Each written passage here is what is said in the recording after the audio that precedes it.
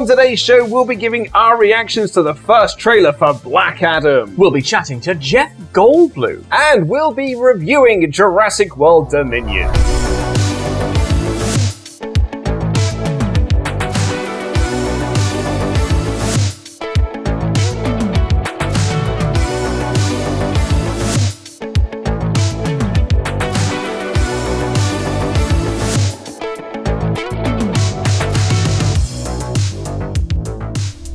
Hello and welcome to What's On at Cineworld Cinemas. I am Luke Owen. And after careful consideration, I've decided to not endorse your theme park. Dan Layton. That might be your best one yet. That's my best one? I think so, yeah. It's the one that's made me laugh the most. Good, okay, we're on the trajectory. That's nice to see. So we go up from here. Yeah. We should be alright. Interesting. Okay, I'll work on that. Yeah. So now, actually, there you've set yourself a terrible precedent for the next Can we start the episode again so I can do a rubbish one? No, too late. We've got to react to the new trailer, the first trailer, for DC's Black Adam. Here we go. Black Adam. What have your powers ever given to you?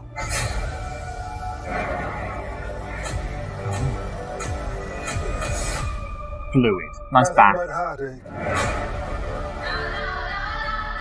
I was a slave until I died. Well, Lazarus. That's kind of was reborn a god. 300-esque, you know? My son sacrificed his life to save me. This is all the stuff we saw at Phantom. Yes. And I liked this when we saw there. Now, I kneel before no one. Not even Zod? In this world. Hawkman! Said no one ever. What gasp, Hawkman.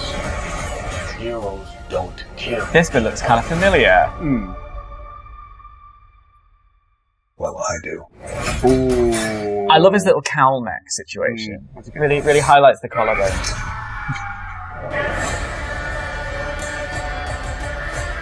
My vision has shown that He looks great.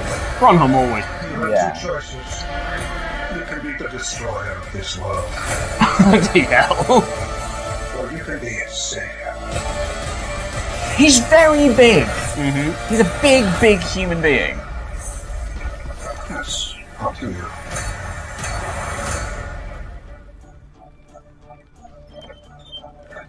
I don't think that's going to help you much. Imagine though.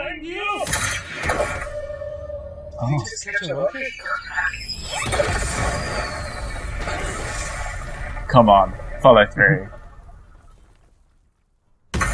Oh, that's not what I thought was going to happen. What do you thought was going to happen? He's just sort of standing there when the dust settled.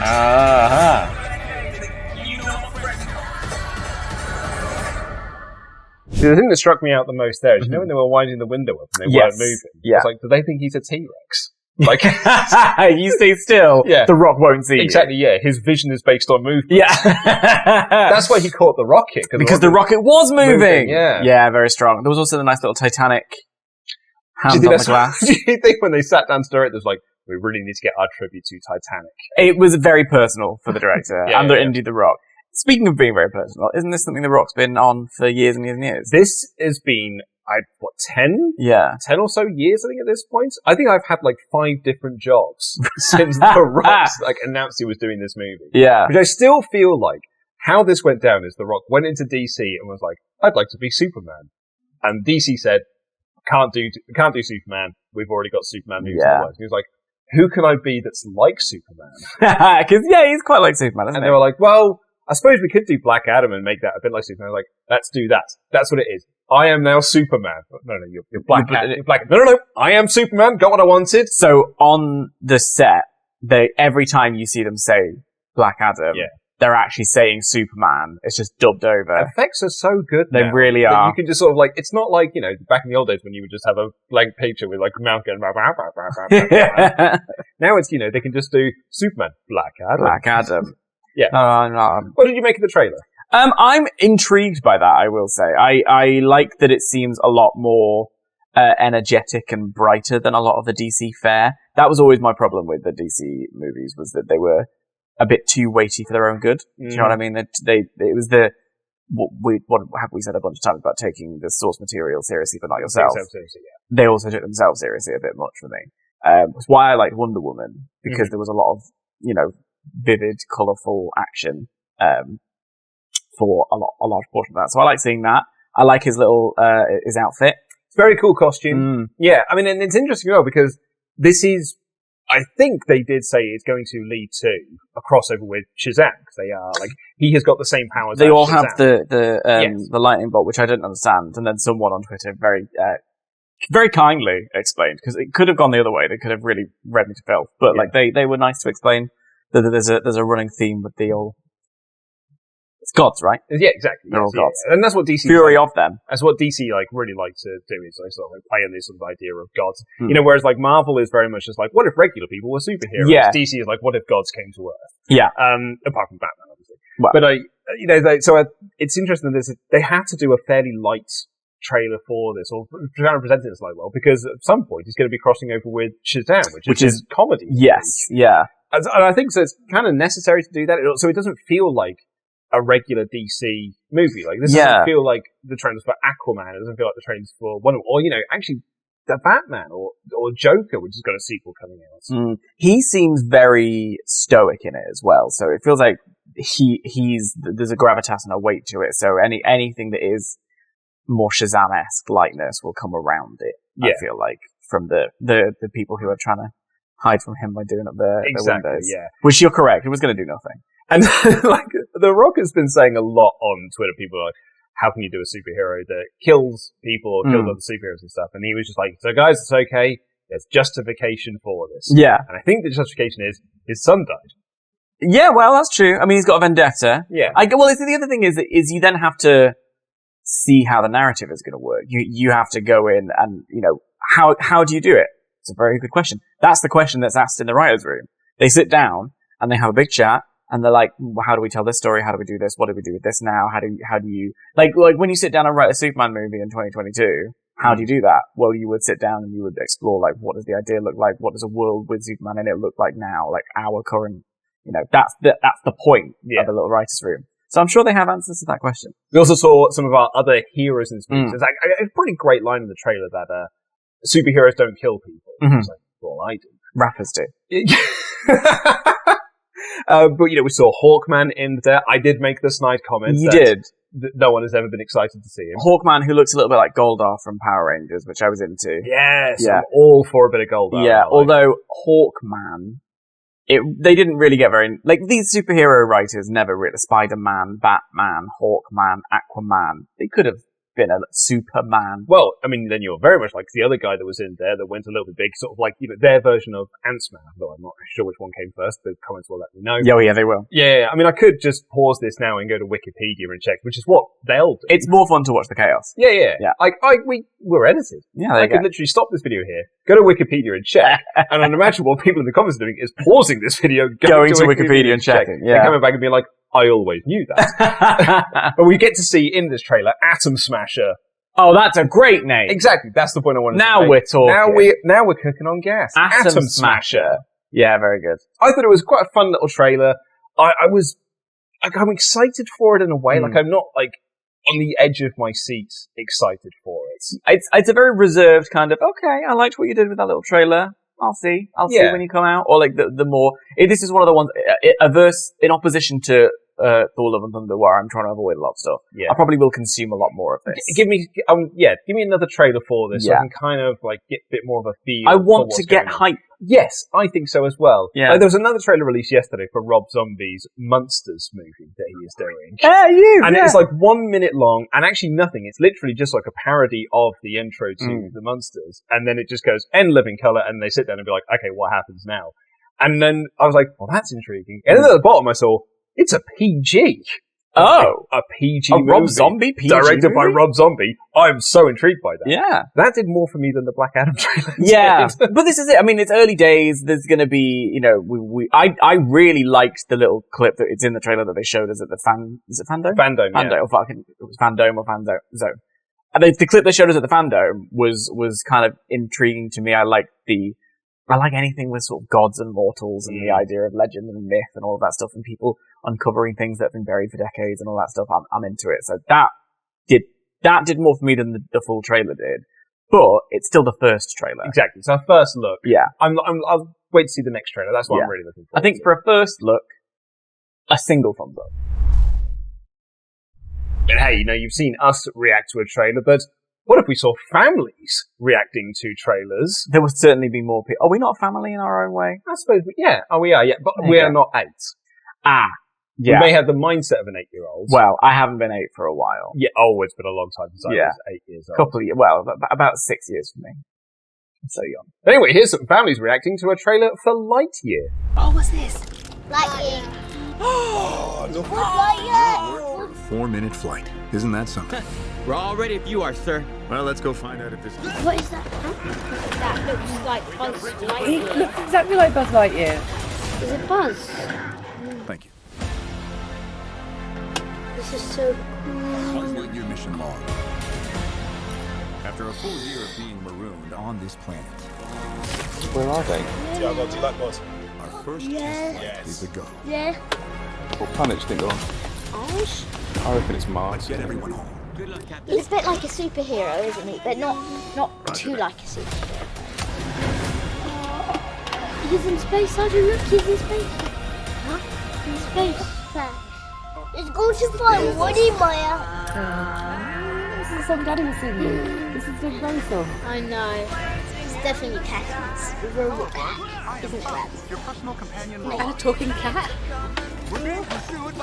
Oh no, aliens. But what's it gonna say the world? Oh my god, so this is what the toy must be based on in Toy Story. This is genius. And I regret having joined Lots of buses.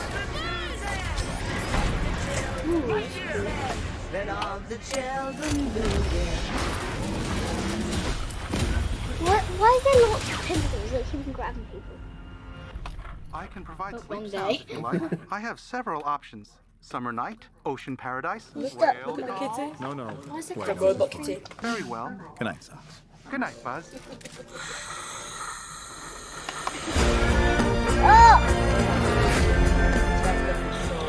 I know, can't wait for that. I really loved that trailer. It was really nice. With the Cineworld family ticket, adults pay kids prices. Embrace your childish side at Cineworld. This week's big release is Jurassic World. I mean, big in scale. Big, yeah. And Gigantosaur. Absolutely, yeah. We've got Jurassic World Dominion out in cinemas now. I was not special enough to go and see this movie early, but you are special, so you did go get to see this movie early. What did you make of it? My friend was very excited when I said, she was like, what are you doing this week? I was like, I'm going to go see Jurassic World. And she insisted on being my +1, and I was quite threatened by that. So there's a fan base out there who are very excited to see more dinosaurs, more the OG cast. Quickly check my text messages. I think I got an offer to be a +1 for Jurassic World. It's strange, because I was texting you the other day as well, and I didn't. No offer. She had taken it before I could offer it to anyone else. Anyway, what did you make of the movie? I ended up not going because I didn't want to upset my good friend Luke Owen. No, I had a good time. You know me. I like things going smash. And in this film, there are dinosaurs what go smash. Do you know what's kind of interesting is that it reminded me in places of Peter Jackson's King Kong. Do you remember Peter Jackson's King Kong? I do, yes. It was too long for its own good. It was, but I was a big fan of it. I have a very soft spot for it, especially because of the sort of jungle element of it. I think the world that is built within it is quite nice, and there's a few moments of that in Jurassic World Dominion. I think what's really interesting is how they manage to navigate that little nostalgia pop that you get with because it can feel cheap. It can do, yeah. And I feel like that shot they had in the trailer, a lot of people sort of made a little bit of fun of it because it's like, oh look, all of them are standing in a row. They're almost wearing the same costumes that they wore back in 1993. Yeah. Look what we have done for you. Now come and applaud us. In context in the film, it feels a lot more considered. It feels a lot less cheap. It feels a lot more like it feels like a nice nod to the costumes that they were wearing rather than a blatant sort of like, they're not wink, nudging at the camera. They all have some good stuff to do. That's the other thing. Sometimes if you bring the sort of heritage folk back, they don't really get a lot to do, whereas these guys are very much in the action. and it works alongside the Jurassic World trilogy characters who are all together. Very interesting avenue when it comes to world issues. Takes place in the film. I don't want to say too much because I don't want to give away too many spoilers. The villain looks like Tim Cook, which I find quite funny. I don't think that was on purpose. It might be, but I enjoyed that very much. Yeah, it's a we're in summer blockbuster territory now. Things are action heavy. There's a dinosaurs chasing after a motorbike, which, you know, I'm not going to say no to that. You know, there's planes, there's trains, there's automobiles, and there are dinosaurs. Really, what else do you need? It was the sequel we were really looking for. Yeah, it was a sleeper sequel. Nobody told them. Yeah. It's actually, it's a film that's got a really, like, very impactful ending where you find out, you know, oh my god, it's Western Dead List. Yeah. Time it's a really tragic thing. Oh my god, a dinosaur is here. Yeah, because of the dinosaur. Yeah, that was the reason. But unfortunately, the test screening didn't go down that well, so let's take the dinosaur out and maybe we'll just shelve that for a different... And they've revived it now.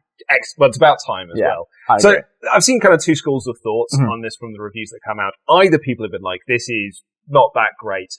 Other people like, it's big, dumb fun, and I really had a great time with it. Yeah. Where do you kind of sit within that? So, you know me. You liked Moonfall. I liked Moonfall. I like things that are a bit silly. And I can see where criticism would come from for this movie. I think that narratively there's maybe a clunky element to it here and there. It's not as... Jurassic World movie. Yeah, but like also...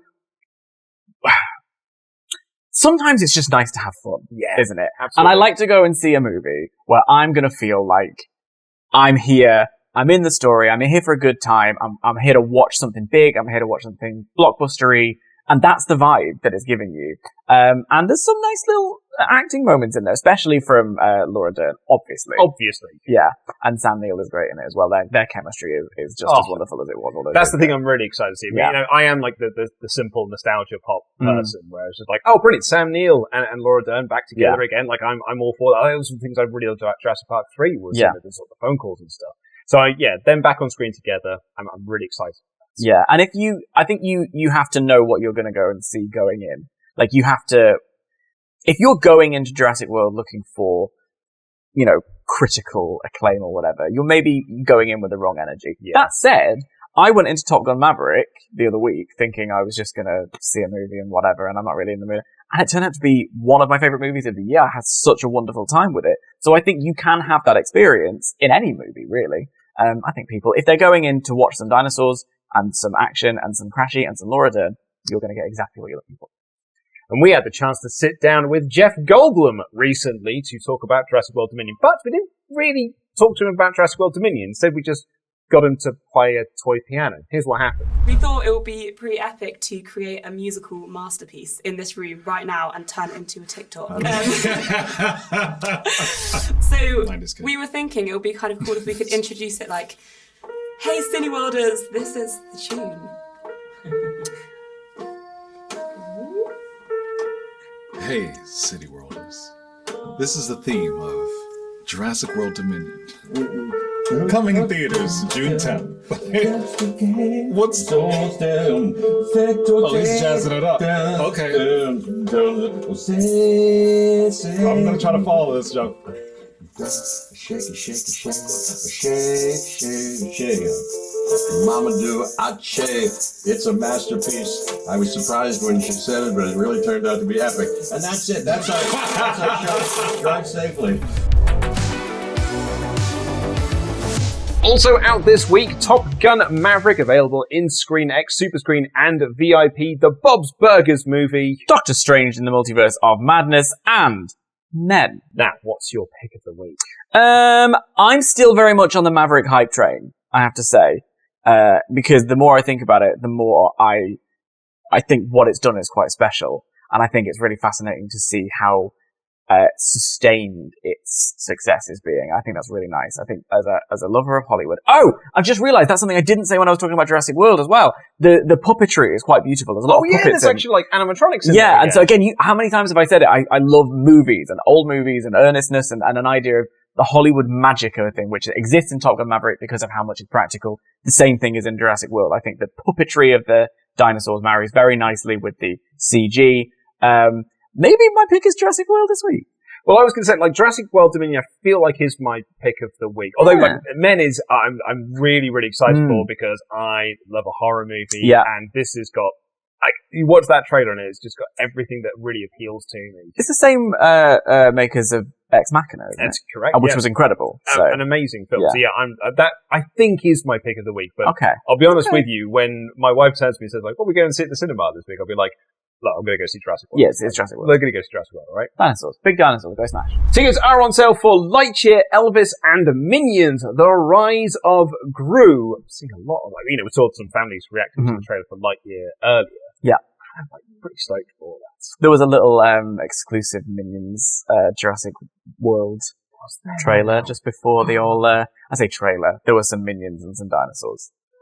Cool. I don't know whether that will make it to the movie, but it was very much just to remind you that the Minions are on their way. Lightyear's sort of popping up everywhere. It's getting that bit of public advertising. That's it's right, yeah. They've got a broadband service. They've got a food delivery service. I was walking through a shopping centre yesterday, and everywhere I looked, there was this Chris Evans looking Buzz Lightyear around. It wouldn't be a sort of Toy Story adjacent thing if there wasn't a billion tie-ins of varying degrees of stretch. Going back to Minions: The Rise of Gru, though, we saw some families reacting to the trailer for Lightyear earlier. Let's watch some families react to the trailer for Minions: Rise of Gru. They can't stop themselves. Can you speak Minion?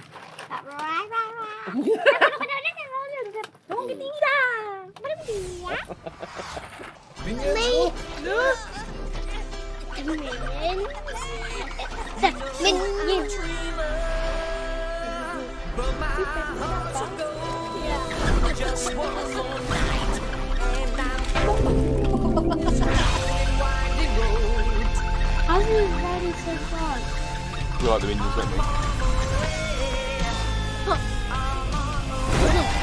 Who else talks that loud? I think I'll scream when he's little. Oh no, he's still bad then and he's young as well. He's the little man bad guy. He's funny. He's done something despicable at least.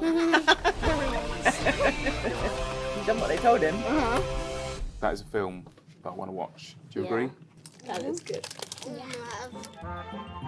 With the Cineworld family ticket, adults pay kids' prices. Embrace your childish side at Cineworld. Tickets are on sale for the July 21st screening of Prima Facie, and on Tuesday the 14th, we have an unlimited screening of Good Luck to You, Leo Grande. Can I tell you a secret? I saw it the other day. What did you think of it? I thought it was very good. I was very pleased. Emma Thompson is... I won't shock you to say that she's really incredible. She is hold on, strap in. Which is amazing, because I don't think I've ever seen her do a good performance. Somehow she manages to deliver. It's about time. Yeah, it's a wonderful performance, and it's a really interesting. It's like a chamber play. It all takes place in the hotel where these two people are meeting, and there's a lot of exploration of age and womanhood and ethics around the trailer. It looks great. I saw a poster for it on the tube ride in today. And it's a brilliant, fabulous poster that's that looks like it's a film I need to go check out. It's a very subtle, classily directed piece. It's really funny. I laughed out loud a lot. It's really emotional in places. There's some really, I think people are going to get a lot of feels from it, depending on where you are in your life. I can't wait to see it. Yeah, it's really good. But that's all we've got time for on this edition of What's On at Cineworld Cinemas. Please do check out any of the films that we have talked about today by clicking the links in the video description down below. And if you enjoyed these two idiots talking back and forth, we've got more audio waffle in the podcast realm, available from all good podcast platforms. And some bad ones. And the bad ones as well. I think it's there too. If you've got one of the bad podcast apps. If you're in the sort of dark podcast market, the black market for podcasts, we're there. Do you think that exists? I hope so. Anyway, you can find us on all podcast platforms. But until then, I have been Luke Owen. And life does find a way. Damn it. And that's what's on.